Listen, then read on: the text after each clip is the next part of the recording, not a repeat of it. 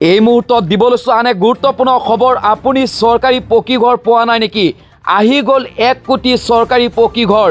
এতিয়াই কৰক আপুনি আবেদন। চৰকাৰী ঘৰ নোপোৱাসকলৰ বাবে এই মুহূৰ্তত ডাঙৰ খবৰ। নতুনকৈ 1 কোটি লোকে লাভ কৰিব চৰকাৰী পকী ঘৰ। অনলাইনতে এই চৰকাৰী ঘৰৰ বাবে কৰিব পাৰিব আপুনি আবেদন। PMAYU 2.0 1 কোটি ঘৰৰ বাবে আবেদন মুকলি কৰিছে চৰকাৰে। পকী ঘৰ নথকা মধ্যবিত্ত লোকে লাভ কৰিব চৰকাৰী পকী ঘৰ। আবেদনৰ বাবে লগইন কৰক pmayurban.gov.in ত। আবেদনৰ বাবে লাগিব আপোনাক আধাৰ কাৰ্ড, পান কাৰ্ড, আয়কৰ প্ৰমাণপত্ৰ, বেংকৰ একাউণ্ট নম্বৰ। নগৰ অঞ্চলৰ লোকক সামৰি ল'ব এই আঁচনিয়ে। চৰকাৰী ঘৰ নোপোৱাসকলৰ বাবে এই মুহূৰ্তত এই খবৰ অত্যন্ত জৰুৰী। নতুনকৈ 1 কোটি লোকে লাভ কৰিব চৰকাৰী পকী ঘৰ। আপুনি চৰকাৰী পকী ঘৰ পোৱা নাই নেকি? আহি গ'ল 1 কোটি চৰকাৰী পকী ঘৰ। এতিয়াই আপুনি কৰক আবেদন। চৰকাৰী ঘৰ নোপোৱাসকলৰ বাবে এই মুহূৰ্তত ডাঙৰ খবৰ।